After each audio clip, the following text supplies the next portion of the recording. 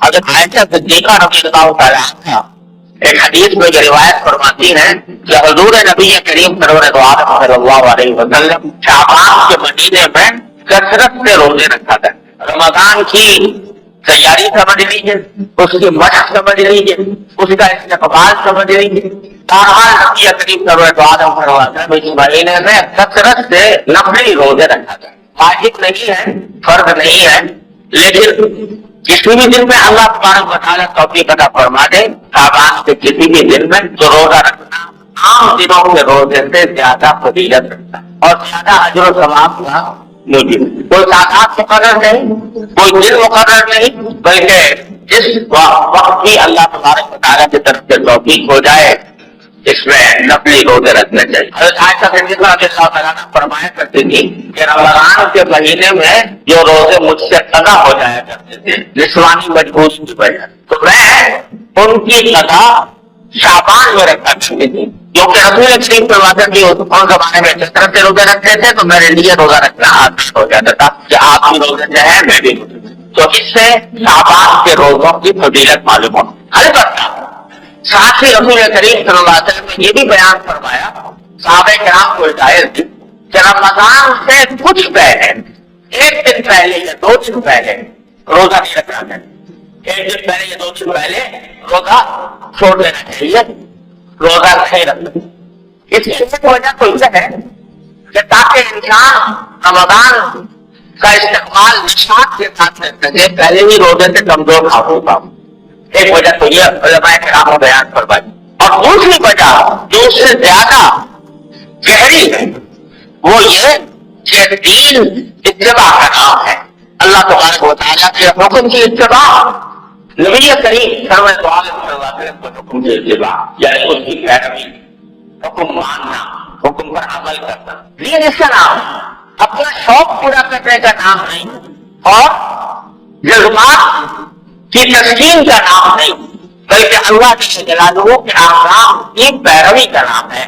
اسی لیے بدعات کو ضلالت اور گمراہی قرار دیا گیا, کیونکہ بدعات جو ہوتی ہے وہ اپنے دل کے ارادے سے اپنی خواہش کے مطابق ایک چیز آدمی کر لیتا ہے, اس کو دین سمجھ لیتا ہے, دین کے اس کو دین قرار دے دیتا ہے, وہ حکم کی اتباع نہیں ہوتا. تو اس واسطے شریعت نے یہ حکم دیا کہ رمضان سے 1-2 دن پہلے روزہ چھوڑ دو. کیوں چھوڑ دو؟ اس لیے چھوڑ دو کہ اگر 1-2 دن پہلے سے روزہ رکھنا شروع کر دو گے تو گویا تم نے اپنی طرف سے رمضان کے روزوں میں اضافہ کر دیا.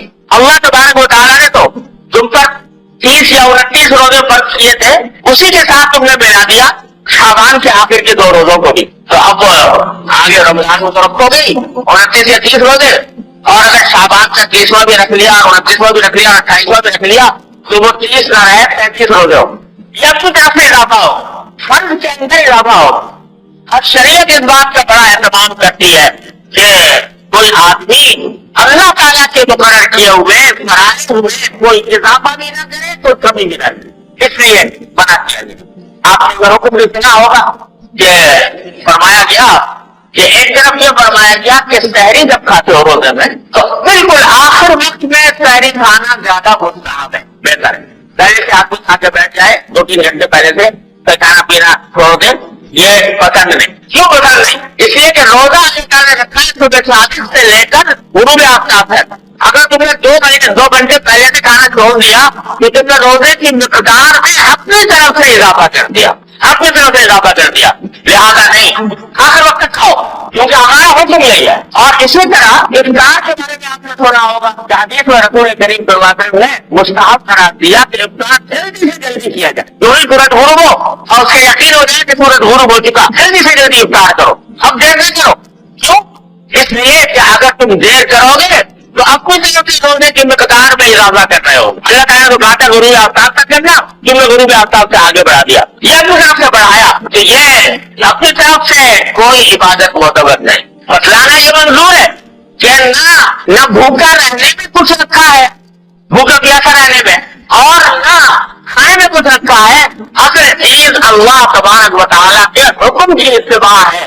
جب وہ کہے کہ بھوکا رہو بھوکے رہو، جب وہ کہے کہ کھاؤ تو کھاؤ، اس وقت کھانا ہی فضیلت رکھتا ہے، اس وقت کھانے میں ہی ثواب ملے گا کیونکہ اللہ تعالیٰ کا حکم ہے کہ کھاؤ۔ تو یہی معاملہ شعبان کے آخری 2 روزوں کا، اس سے آپ اندازہ لگا سکتے ہیں کہ شریعت نے کتنی باریکی کے ساتھ اس بات کا لحاظ رکھا ہے کہ کوئی شخص دین میں اپنی طرف سے کوئی اضافہ نہ کرے، دین میں اپنی طرف سے کوئی چیز شامل نہ کر دے، چاہے وہ دیکھنے میں اچھی معلوم ہو رہی ہو، چاہے وہ دیکھنے کے اندر عبادت معلوم ہو رہی ہو، لیکن اللہ تبارک و تعالیٰ کے مقرر کردہ طریقے کے خلاف ہے، اس لیے اعتبار وہ پسندیدہ ہی نہیں، اس پر گناہ ہے۔